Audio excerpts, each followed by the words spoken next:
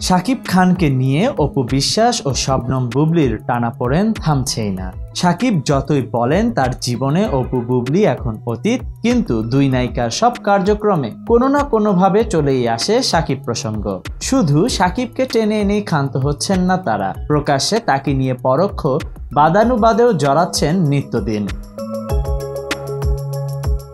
কোরবানির ঈদে মুক্তি পেয়েছে বুবলি রোশান অভিনীত সিনেমা রিভেঞ্জ। শাকিবের তুফান ঝড়ে রিভেঞ্জ মোটেও পাত্তা পায়নি। তবে ছবিটির পরিচালক মোহাম্মদ ইকবালের দাবি, নায়ক নায়িকার অসহযোগিতার কারণে তার সিনেমা প্রেক্ষাগৃহে শক্ত অবস্থান গড়তে পারেনি।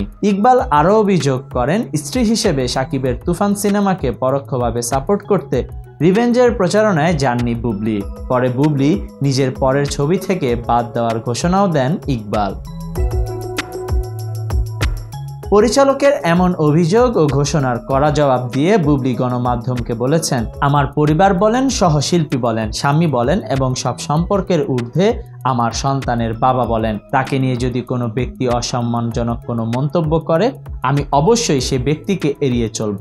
তাই যেদিন থেকে দেখেছি শাকিব খানকে নিয়ে ইকবাল ভাই আপত্তিকর মন্তব্য শুরু করলেন, তখন থেকেই আমি তাকে এড়িয়ে চলি।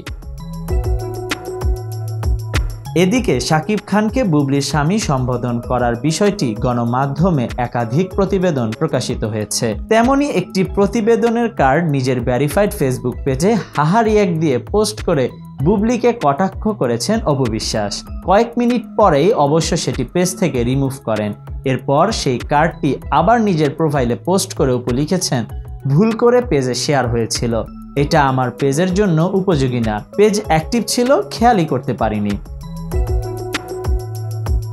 শাকিবকে নিয়ে দুই নায়িকার এমন কর্মকাণ্ডে সামাজিক মাধ্যমে তির্যক মন্তব্য করেছেন অনেকেই। অপু ও বুবলি প্রসঙ্গে শাকিব আগেই বলেছেন, দুজনই তার জীবনে এখন অতীত, দুজনের কারো সাথে সম্পর্ক নেই তার। শাকিবের ঘনিষ্ঠরা অবশ্য জানিয়েছেন, অপু বিশ্বাস ও শবনম বুবলির সাথে শাকিবের সাথে কোনো ধরনের সম্পর্ক না থাকলেও দুই সন্তানের সাথে নিয়মিত যোগাযোগ আছে।